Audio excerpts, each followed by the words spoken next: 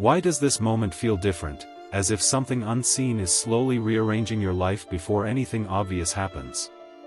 That question is not random, and the feeling behind it is not accidental.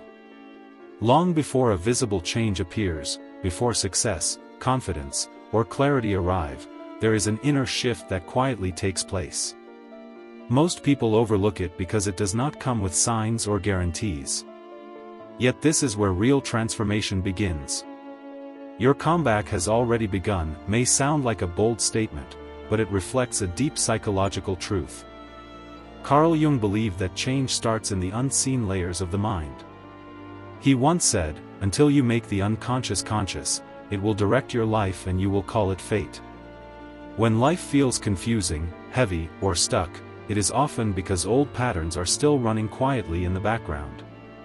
The moment you start noticing them, questioning them, or feeling that the old way no longer works, the process of return has already started.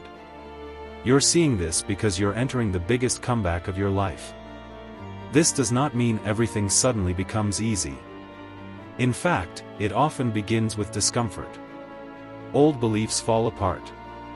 Motivation feels unstable. Direction seems unclear. But this stage is not failure. Jung viewed it as necessary.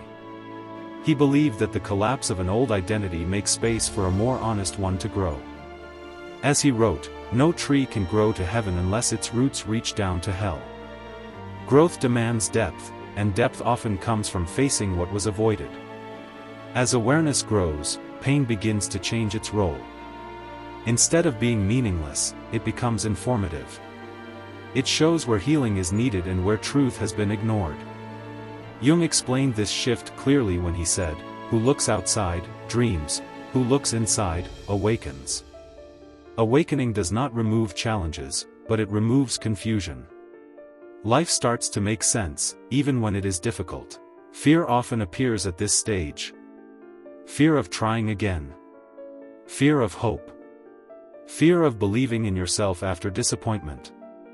But fear is not a sign that something is wrong. It is a sign that something important is close. The mind prefers familiar struggle over unfamiliar growth, even when growth leads to freedom. Jung warned that many people turn back at this point, choosing comfort over truth. A real comeback is not about becoming someone new. It is about returning to who you were before fear, pressure, and expectation took control. Jung believed that each person has a unique path, and ignoring it leads to emptiness. The privilege of a lifetime, he said, is to become who you truly are. That return is quiet, steady, and powerful. If this message resonates now, it is not coincidence. Jung spoke about meaningful moments like this, calling them synchronicities, moments where inner change meets outer signs. The shift has already begun, even if no one else can see it yet. And sometimes, that unseen beginning is the strongest part of the comeback.